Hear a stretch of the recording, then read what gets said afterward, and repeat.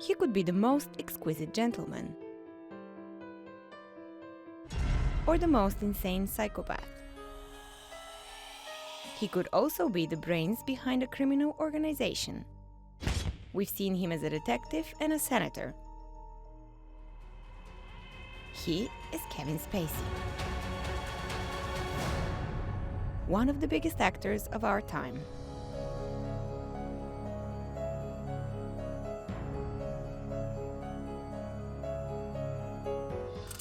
Look, we don't have time for me to mention every single person that has had such an impact on my life and such an impact on my work.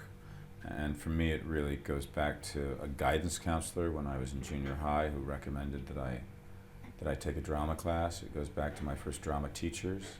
It goes back to people who believed in me and gave me a sense of confidence when I was starting out.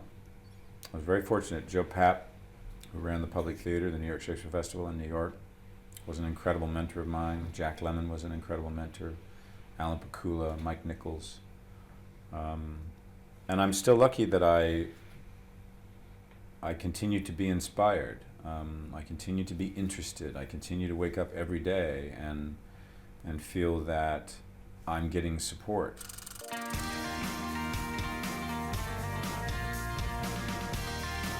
Kevin Spacey Fowler was born on 26th of July 1959 in New Jersey as the youngest of 3 children in the family of a secretary and a writer. He is known for keeping his personal life a complete secret. He claims that it is much easier for the audience to accept him as his character when they hardly know anything about himself. Let's fall in love. Kevin has been doing theater since high school, and after a few courses he was finally on one stage with the man who became his mentor and had an incredible influence on his life, the film legend Jack Lemmon. Why be afraid of it? I don't wake up every day and think, oh yeah, I've all got it made. It's every day is a challenge to be at your best. A challenge to be as collaborative as you can be and to be as open as you can be about working with other people. Because it's only when all the elements come together, and in many ways that's sort of what my job is in this experience, or my job as a producer at Trigger Street, or my job at the Old Vic Theater as an artistic director, my job is to bring the elements together. Yeah. You have a story that you want to tell, and you try to make sure that you bring the right director, the right actor, the right designer, the right cinematographer together so that you can illuminate that story and help a filmmaker get their vision on screen. And so I'm eternally grateful to the individuals that plucked me out of nowhere, that gave me support, that tucked me under their wing, and helped me grow and gain enough confidence that I could go out there and try to beat the odds. Meeting Kevin Spacey was an incredible experience that I can only wish can happen to everybody who's a big fan, as big as I am, for sure. My first impression of him was that he was such a gentleman because he paid me a compliment immediately about my dress, about how great I looked. He told me to call him Kevin, not Mr. Spacey, as I started very, very formally. We've worked together for 14 years now. I started as his assistant and did that for a few years, and I've run the company now for the last 8 years. And it's great. He's one of my best friends and pretty easygoing. And I mean, as everybody, ups and downs, there's peaks and valleys all the time. But generally, it's good to be able to work with a friend and to be as successful as we've been. Anybody will immediately think of Seven, The Usual Suspects, and American Beauty. These are 3 iconic roles that history of cinema, I can't even imagine how history of cinema would look without these 3 movies, and how these 3 movies would actually look without him. Kevin Spacey's film career begins with a few more modest roles until Bryan Singer's movie The Usual Suspects. Kevin became Verboten so impressively that the role brought him an Academy Award for supporting role and made him one of the best and most sought-after actors in Hollywood. He can play the biggest psychopath and he can play the best person in the world, and you can only show him up to here and you will get it immediately. David Fincher's Seven came right after, next to Brad Pitt and Gwyneth Paltrow. Apart from an amazing role, the film also brought him the friendship with Fincher, with whom they will work in the future as well. I'm not sure that the difference is whether you're doing a short film or whether you're doing a feature film are that great. The length of time involved is different. But in each of these cases, you're trying to make sure that you set out to tell the story you want to tell, that you're being true to the storytelling, that you try to, again, bring the right elements together in terms of a writer or a director, that you stave off the bad ideas that can come from any number of places that can sort of set you off in a wrong direction. I feel like I've been in a coma for about 20 years, and I'm just now waking up. The other director with whom they have a pretty special bond is Sam Mendes. American Beauty affirmed Spacey's status as a phenomenal actor and brought him a second Oscar, this time for a leading role.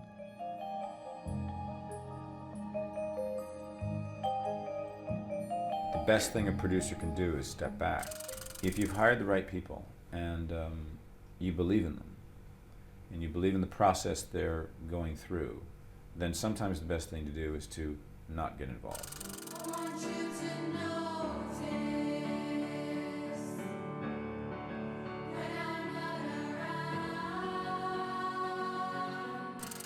And you know, you've chosen to mention a film, Social Network, that we just got so blessed with a story that had all the elements of what makes great drama.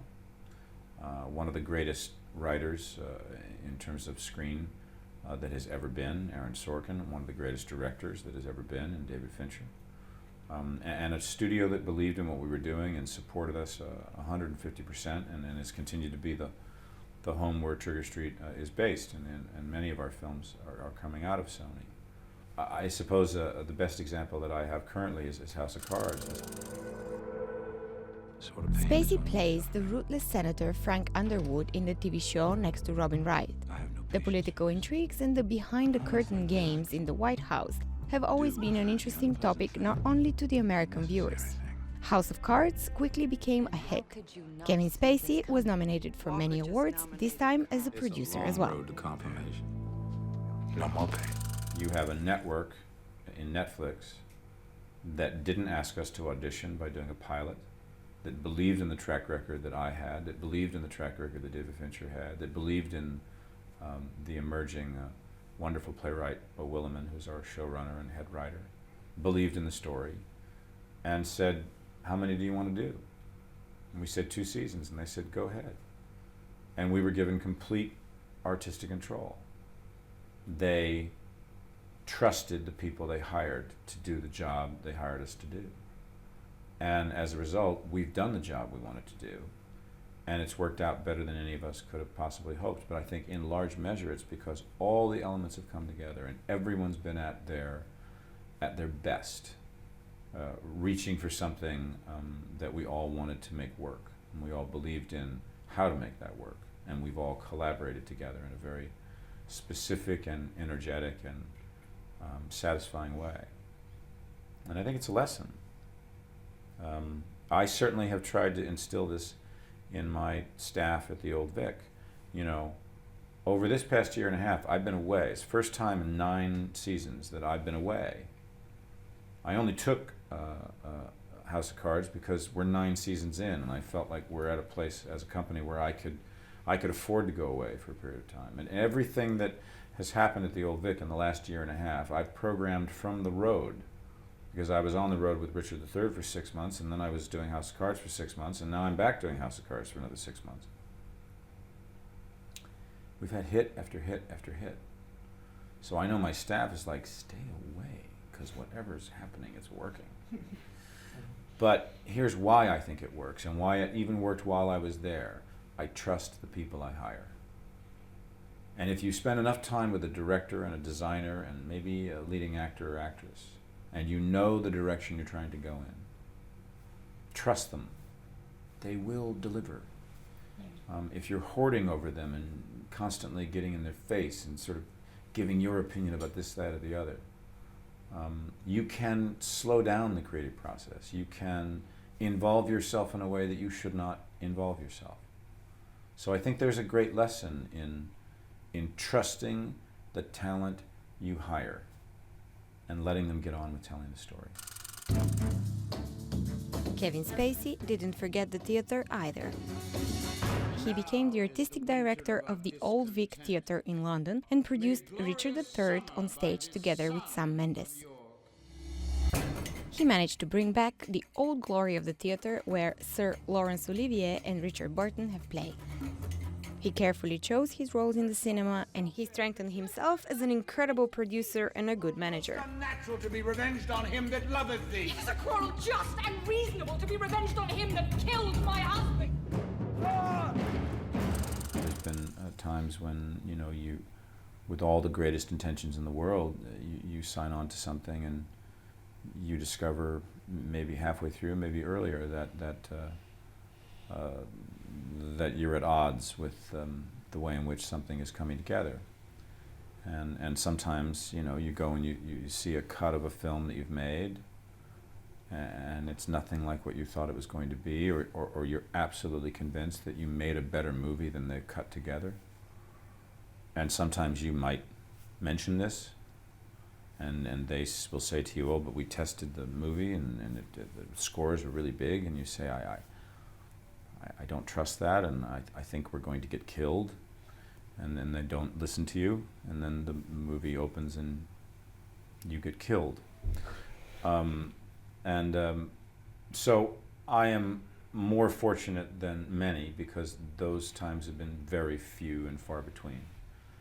Most of my experience, certainly in film and in huge measure in the theater, has been incredibly collaborative and very open. And I suppose that the reason for that is because when I go to work, I check my ego at the door, and so do the directors I work with, and so do the designers I work with, and so does the fellow cast. I don't know what people are like when they're not in rehearsal and they're not with you in a performance, but what they are when you are there and when you're all there together trying to do something that you hope will have an impact is that we're all there to serve the writing. Some of the problem in this industry is that people wake up and think that they're to serve themselves. And this is particularly true with actors.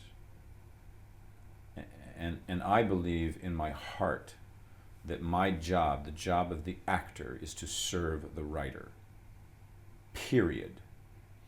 And if you serve the writing, you will serve yourself. You'll be in the right play, you'll be in the right circumstance, you'll be in the right film, you'll be in the right world. And I'm fortunate that many, many, many of the directors that I've worked with have understood that world and understood that same desire, and have helped push me and guide me and sculpt me and get rid of all the bad stuff. And I've been very luckier than most, that over the course of what has now been a longer career than I could have ever dreamed of having, there have been more things that have worked than haven't worked in my experience. So I'm one of the lucky ones. Part of Kevin Spacey's talent hides in his spontaneity.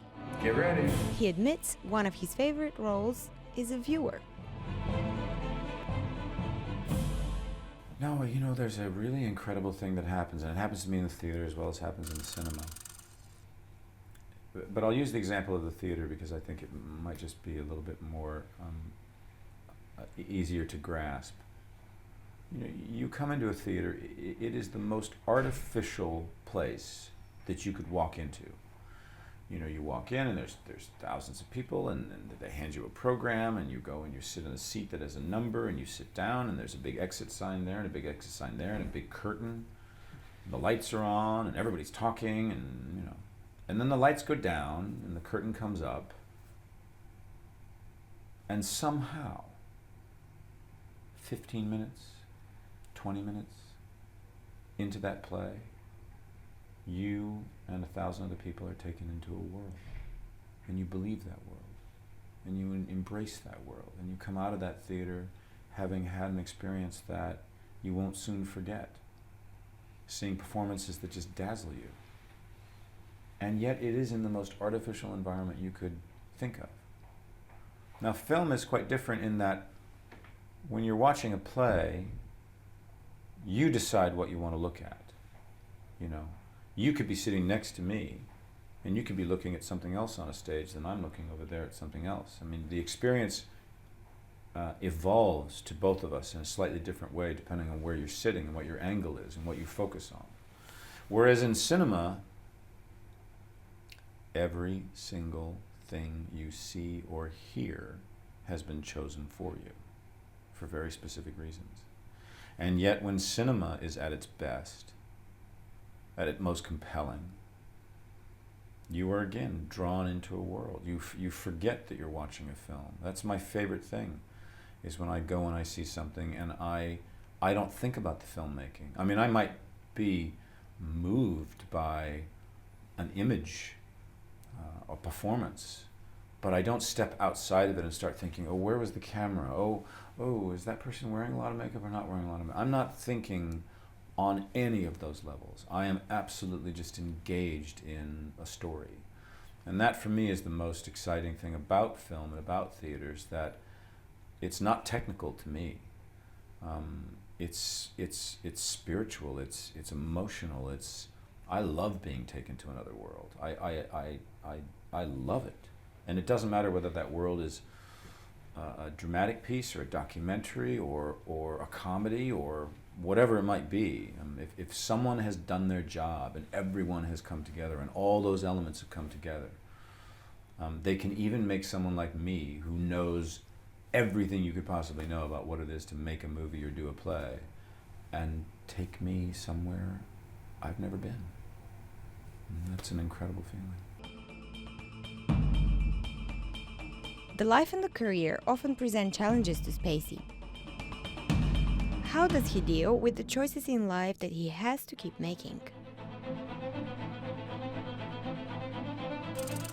We don't put enough value in failure and what it teaches us. I mean, I know more than anyone could possibly understand that when I failed in something, it has been the very thing that helped me set myself up to succeed in something else. If I hadn't had that failure, I would have never succeeded there.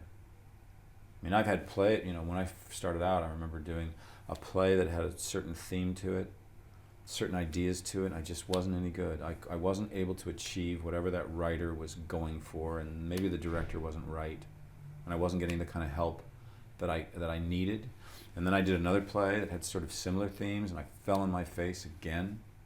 Then I did a third play that had similar themes, and it worked. And I know it worked because I'd fallen on my face in those two other experiences. And I was ready for that third one. And that director was right. And it was a better role for me. So, very often when something succeeds, you can't quite pinpoint why it succeeded. But you sure as heck know why something failed. And, there's about 2,000 ways that something can go wrong, and only 3 ways something can go right. An actor, a director, a producer with his own company that helps young talents to develop in the cinema industry. How do the young filmmakers feel about working with a Hollywood legend?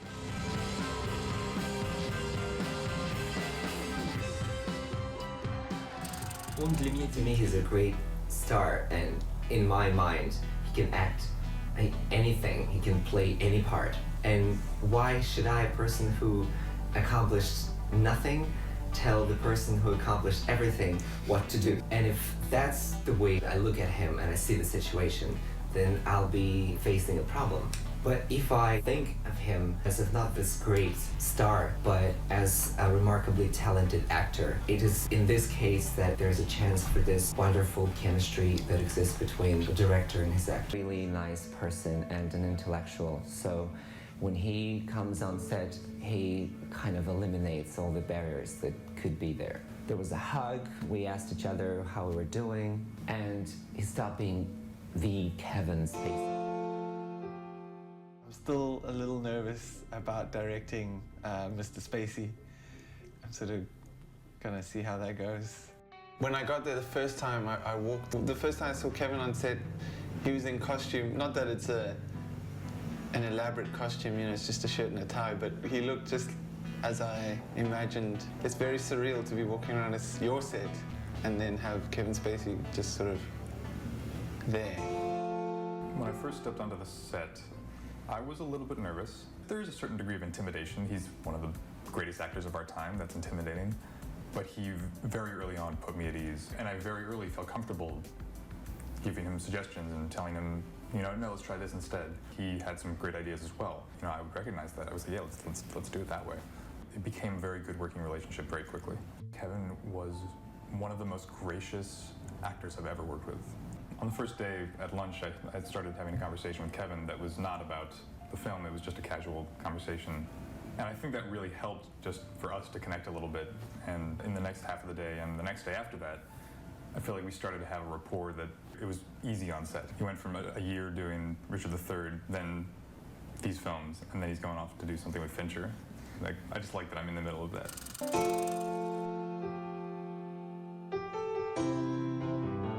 You know, and I guess also on some level, I'm hoping that this whole experience, coming to a place like South Africa, coming to a place like Russia, America, there's many more opportunities for emerging filmmakers to have a chance and a shot.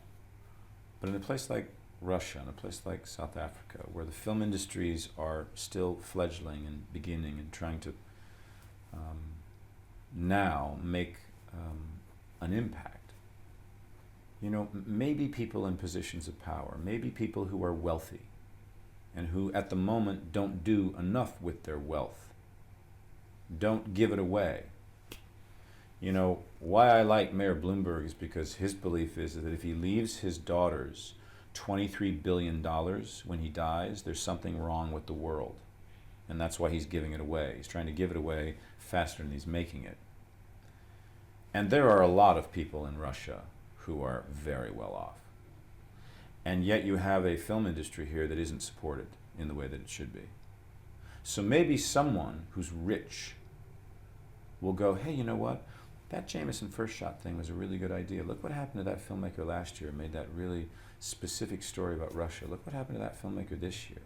Maybe I should create something where I give enough money for 10 filmmakers to make 10 short films about our culture.